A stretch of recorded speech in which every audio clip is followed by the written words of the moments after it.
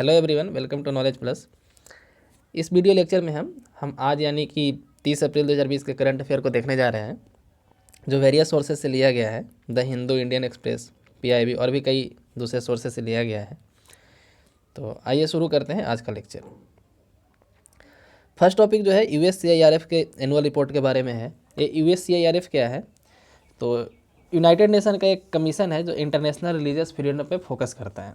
इसका full form होता है the United commission, United states commission on international religious freedom. ये रिपोर्ट जो है अभी हाल ही में पब्लिश हुआ है और इसमें इंडिया का जो है सबसे लोवेस्ट रैंकिंग में रखा गया है।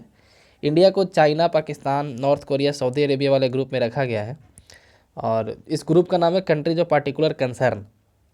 2020 की रिपोर्ट में जो है कंट्रीज ऑफ पार्टिकुलर कंसर्न में इसको रखा गया है। लास्ट ईयर का यदि हम लोग देखा जाए तो टीयर 2 कंट्री के रूप में इंडिया को रखा गया था और पहली बार ऐसा हुआ है 2004 के बाद कि इंडिया को इस कैटेगरी में रखा गया है। इसका रीज़न बताया गया है यूएस डिपार्टमेंट के द्वारा कि जो जम्मू कश्मीर में आर्टिकल 370 के बाद जो सिचुएशन है हटने के बाद और सीए जो एक्ट आया था, सिटीजनशिप अमेंडमेंट एक्ट, और प्रोपोज एनआरसी जो है वो सब को लेकर के इंडिया के रैंकिंग को घटाया गया है। नेक्स्ट है remittance price world wide. Remittance किसको बोलते हैं? तो जैसे इंडिया का कोई आदमी यदि अमेरिका में रहता है या दूसरे कंट्री में रहता है तो वहाँ अर्न करने के बाद जो अपना सेविंग जो वापस वो अपने कंट्री में भेजता है अपने फैमिली के पास, तो उसको हम लोग रिमिटेंस बोलते हैं। तो उसी के ऊपर एक रिपोर्ट जारी किया गया वर्ल्ड बैंक ग्रुप के द्वारा। इसका नाम है remittance prices world wide.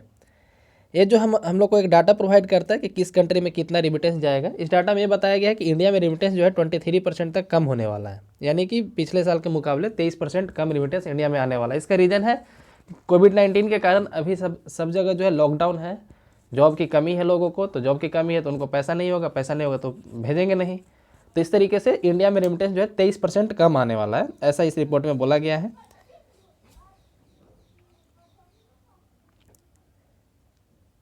India जो है रिमिटेंस का सबसे लार्जेस्ट गेनर है। नेक्स्ट है माइग्रेशन एंड डेवलपमेंट ब्रीफ। ये क्या है? तो ये जो है माइग्रेशन एंड रिमिटेंस यूनिट है डेवलपमेंट इकोनॉमिक्स वर्ल्ड बैंक का, उसके द्वारा रिलीज़ किया गया है और इसमें बताया जाता है किस एरिया में कितना माइग्रेशन होता है और रेमिटेंस फ्लो कितना होता है, उसी के ऊपर ये रिपोर्ट जारी करता है। इंडिया जो है 79 बिलियन 2018 में रिमिटेंस आया था, इसके साथ जो है ये टॉप गेनर है, वर्ल्ड बैंक के द्वारा बताया गया है। नेक्स्ट है माइग्रेशन पॉलिसी इंस्टीट्यूट।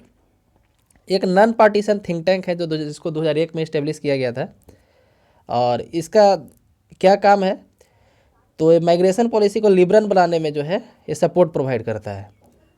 एक ऑनलाइन जर्नल पब्लिश किया है जिसमें ये बताया गया है कि इंटरनेशनल माइग्रेशन और रिफ्यूजी ट्रेंड क्या है, मतलब अभी जो है रिफ्यूजियों का ट्रेंड क्या है और इंटरनेशनल माइग्रेशन किस स्तर पे हो रहा है। एक हर साल जो है एक एनुअल कॉन्फ्रेंस ऑर्गेनाइज करवाता है न्यूयॉर्क में, जिसका नाम है annual immigration law and policy conference. ये न्यूयॉर्क में ऑर्गेनाइज करवाया जाता है इसके द्वारा, MPI यानी कि माइग्रेशन पॉलिसी इंस्टीट्यूट के द्वारा। इसके द्वारा बताया गया है कि रिमिटेंस फ्लो जो है 2008 से 9 के बीच में, जो 2018 से 19 के बीच में जो है 5% ग्लोबली जो है डिक्लाइन हुआ है। यहाँ 2018-19 होगा।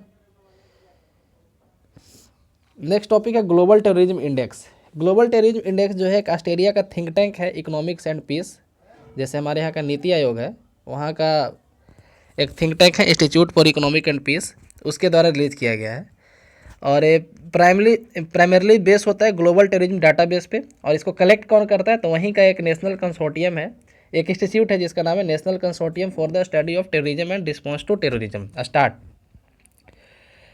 तो उसी के द्वारा जो है इसको जारी किया गया है, डाटा कलेक्ट करता है और जारी किया गया है वहाँ का think tank institute for economic and peace के द्वारा। इसमें इंडिया को जो है 7वां पोजीशन पर रखा गया है, लास्ट ईयर 8वां पोजीशन पे था। और ये रिपोर्ट इंपॉर्टेंट क्यों है? क्योंकि ये रिपोर्ट तो ऑस्ट्रेलिया का इंटरनल डिपार्टमेंट के द्वारा प्रोवाइड किया गया है। तो रिपोर्ट इसलिए इंपॉर्टेंट है क्योंकि इसका जो डाटा है यूज़ किया जाता है ग्लोबल पीस इंडेक्स रिलीज करने में, ग्लोबल स्लेवरी इंडेक्स जो है रिपोर्ट पब्लिश करने में। ग्लोबल स्लेवरी रिपोर्ट जो है वाक फ्री फाउंडेशन के द्वारा जो है प्रोवाइड कराया जाता है, पब्लिश किया जाता है। और भी कई सारे रिपोर्ट है जिनमें जो है इनका यूज होता है। नेक्स्ट है केयर्स प्रोग्राम के बारे में। केयर्स प्रोग्राम क्या है? तो इंडियन गवर्नमेंट और एशियन डेवलपमेंट बैंक जो है 1.5 बिलियन लोन पे अभी एग्री हुए हैं, और जिसका यूज कहाँ किया जाएगा, तो इंडिया में जो अभी हेल्थ वर्कर्स को सैलरी देने में, और भी मेडिकल स्टाफ और मेडिकल इक्विपमेंट खरीदने में, मेडिसिन में, उसके अलावा जो है एमएसएमई सेक्टर में, और जो भी छोटे मोटे फैक्ट्री वाले हैं, मतलब एमएसएमई हो गया, उसके अलावा नए नए इंटरप्रेन्योर हो गए, इंडस्ट्रीज हो गए जो अफेक्टेड ज़्यादा हुए हैं, उनको लोन प्रोवाइड करने में या फिर ग्रांट प्रोवाइड करने में, मतलब कि उनको सपोर्ट करने में वो पैसा यूज किया जाएगा। एशियन डेवलपमेंट बैंक के बारे में देख लेते हैं। एशियन डेवलपमेंट बैंक के बारे में देख लेते हैं। तो ये जो है एक रीजनल बैंक है, रीजनल डेवलपमेंट बैंक है, जिसमें नाम इसका है एशियन डेवलपमेंट बैंक, लेकिन इसमें एशिया के अलावा बाहर के भी मेंबर है, मतलब दूसरे कॉन्टिनेंट के भी मेंबर है, जैसे यूएस इसका एक मेंबर है। और इसका स्थापना कब हुआ था, तो 19 दिसंबर 1966 को इसको स्थापित किया गया था। इसका हेडक्वार्टर फिलीपींस के मनीला में है। इसके अलावा भी कई जगह इसका रीजनल ब्रांच भी है। इस्टेब्लिशमेंट के समय इसमें 31 मेंबर थे, लेकिन अभी इसमें 68 मेंबर है। इंडिया इसका स्टार्टिंग से ही मेंबर, मतलब इसका इंडिया इसका फाउंडिंग मेंबर है। इसका जो सिस्टम है, वोटिंग सिस्टम जो है, तो वो वर्ल्ड बैंक के जैसा ही है। जैसे वर्ल्ड बैंक में वेटेज सिस्टम होता है, मतलब जिसका जितना ज़्यादा पैसा हो उसका वोटिंग वेटेज उतना ही ज़्यादा होगा।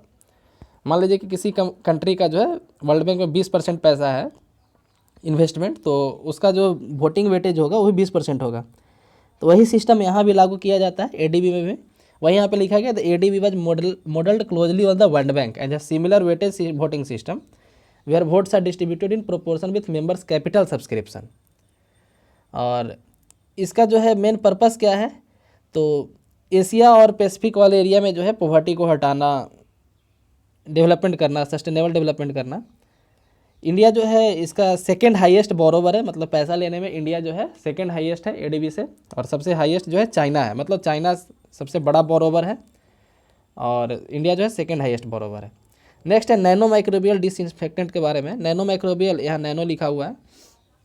नैनो माइक्रोबियल डिसइंफेक्टेंट क्या है, तो आईएनएसटी के साइंटिस्ट के द्वारा जो है low cost metal free nano material garment को डिसइंफेक्ट करने के लिए यूज किया गया है। मतलब गारमेंट्स को डिसइंफेक्ट करने के लिए अभी तक मेटल बेस्ड डिसइंफेक्टेंट यूज किया जाता था, जो सिल्वर मेटल से बेस्ड होता था, तो काफ़ी कॉस्टली होता था।